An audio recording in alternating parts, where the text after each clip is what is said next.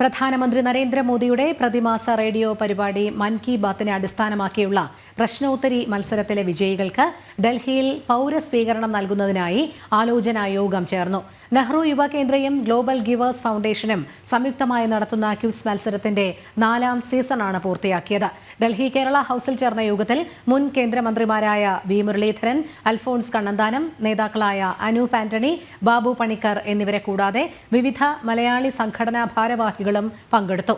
മൻ കി ബാത്തിന്റെ 100ാം എപ്പിസോഡിൽ പ്രധാനമന്ത്രിയുടെ ആഹ്വാനപ്രകാരമാണ് പ്രശ്നോത്തരി മത്സരത്തിന്റെ ആദ്യ സീസൺ ആരംഭിച്ചതെന്ന് വി മുരളീധരൻ ചടങ്ങിൽ പറഞ്ഞു. 100th എപ്പിസോഡായപ്പോൾ പ്രധാനമന്ത്രി ഒരു ആഹ്വാനം ചെയ്തു, ഇതിനെ എങ്ങനെ നിങ്ങൾക്ക് ഇന്നോവേഷൻസ് എങ്ങനെ ഇതിനെ പോപ്പുലറൈസ് ചെയ്യാം എന്ന് വന്നപ്പോഴാണ് ഈ ഐഡിയ തുടങ്ങിയത്. 100th എപ്പിസോഡിന്റെ ഭാഗമായിട്ട് കഴിഞ്ഞ മാർച്ച് മാസത്തിലോ ഒക്കെ ആയിരുന്നു. അപ്പൊ ഞങ്ങൾക്ക് ഇത് തുടങ്ങാം എന്ന് പറഞ്ഞിട്ടാണ് ഇൻഡിപെൻഡൻസ് ഡേയോടുകൂടി. അപ്പൊ ഈ തവണ സീസൺ 4 മൻ കി ബാത്ത് സീസൺ 4 എന്നുള്ള നിലയിൽ ഇപ്പൊ അതിന്റെ പ്രിലിമിനറീസ് മുഴുവൻ കഴിഞ്ഞു. കേരളത്തിൽ ഏതാണ്ട് തിരുവനന്തപുരം ജില്ലയിലാണ് ഇത് തുടങ്ങിയിരിക്കുന്നത്. തിരുവനന്തപുരം ജില്ലയിലെ സ്കൂളുകൾ, ഹയർ സെക്കൻഡറി കോളേജുകൾ